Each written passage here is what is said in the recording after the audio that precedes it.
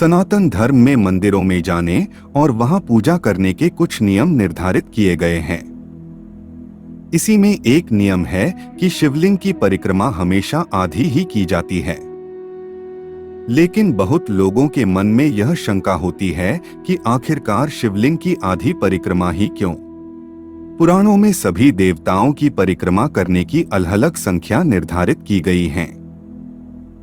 लेकिन किसी की भी आधी परिक्रमा करने को नहीं कहा गया है, केवल शिवलिंग को छोड़कर। इसके पीछे धार्मिक व वैज्ञानिक दोनों कारण हैं, जिसके बारे में आज हम आपको बताएंगे।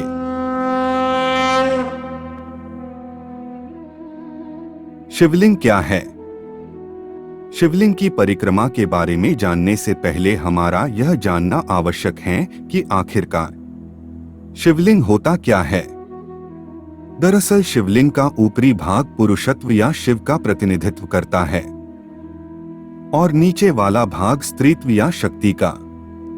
मुख्यतया शिवलिंग में ऊर्जा का अथाह भंडार होता है, जिस कारण इसके आसपास अत्यधिक ऊर्जा का संचार होता रहता है, जो कि गर्म होती है।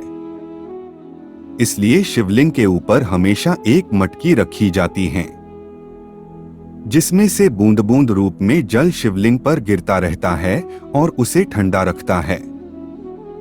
शिवलिंग में अथाह ऊर्जा का स्रोत होने के कारण इसे घर पर रखने से भी मना किया जाता है। भगवान शिव की अर्ध परिक्रमा क्यों? अब बात करते हैं कि क्यों हमें शिवलिंग की आधी परिक्रमा करने को ही कहा जाता है। इसके पीछे का सबसे मुख्य कारण जलधारी ही है, क्योंकि इसे लांघना शास्त्रों में घोर अपराध माना गया है। शास्त्रों के अनुसार इसे लांघने से भगवान शिव रुष्ट हो जाते हैं और इस कारण मनुष्य को शारीरिक व मानसिक रूप से दुख भोगने पड़ते हैं। यह तो आम लोगों को डराने के उद्देश्य से कहा जाता है, लेकिन इसके पीछे धर्म का एक छुपा हुआ ज्ञान है। यह तो आपने जान लिया कि शिवलिंग में अथाह ऊर्जा का भंडार होता है, इसलिए जब हम उस पर जल इत्यादि चढ़ाते हैं तो ऊर्जा का कुछ भाग उसमें मिलकर जलधारी के माध्यम से प्रवाहित होता रहता है। इस मिश्रण में शिव व शक्ति दोनों की ऊर्जा मिली हुई होती है, जो अत्यधिक गर्म होती है। यदि हम शिवलिंग की परिक्रमा करते समय इस जलधारी को लांघते हैं, तो लांघते समय यह ऊर्जा हमारे दोनों पैरों के बीच में से शरीर में प्रवेश कर जाती है।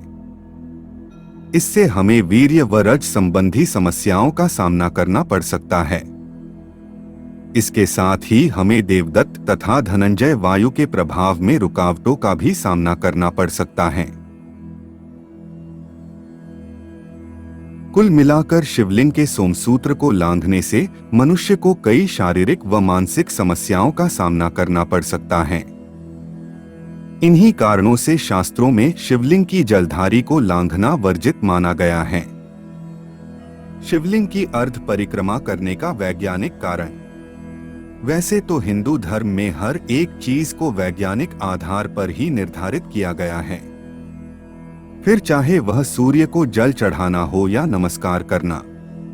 शिवलिंग के निर्माण के पीछे भी एक गहरा रहस्य है। दरअसल शिवलिंग हमारे संपूर्ण ब्रह्मांड के आकार या फैलाव तथा परमाणु ऊर्जा का संकेतक है। भगवान शिव की नगरी काशी के भूजल में भी परमाणु ऊर्जा की तरंगे पाई गई हैं। इसके साथ ही जहां जहां शिवलिंग की स्थापना की गई है, वहां रेडियो एक्टिव तरंगे बहुतायत में हैं।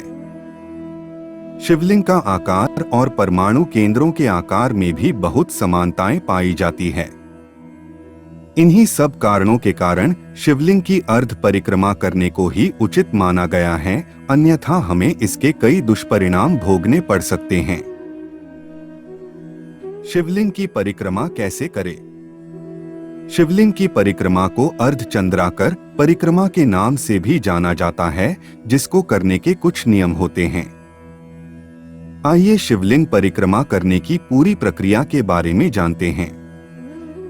शिवलिंग की परिक्रमा को हमेशा अपने बाईं ओर से प्रारंभ करना चाहिए, अर्थात आपका दाहिना हाथ शिवलिंग की ओर होना चाहिए। बाईं ओर से परिक्रमा शुरू करने के बाद जलाधारी तक जाएं, लेकिन इसे पार ना करें।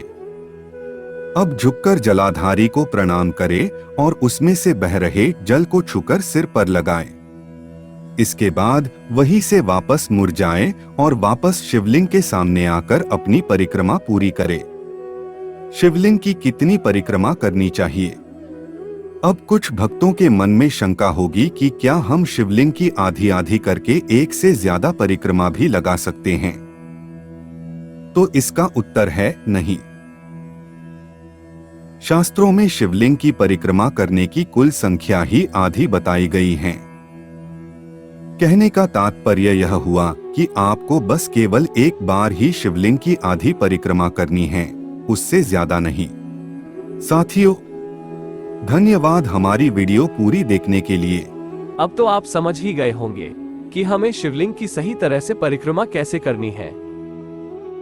अगर आपको हमारा यह काम अच्छा लगता है तो दिव्य सनातन चैनल को सब्सक्राइब, लाइक करें व अपने मित्रों के साथ शेयर करना न भूलें।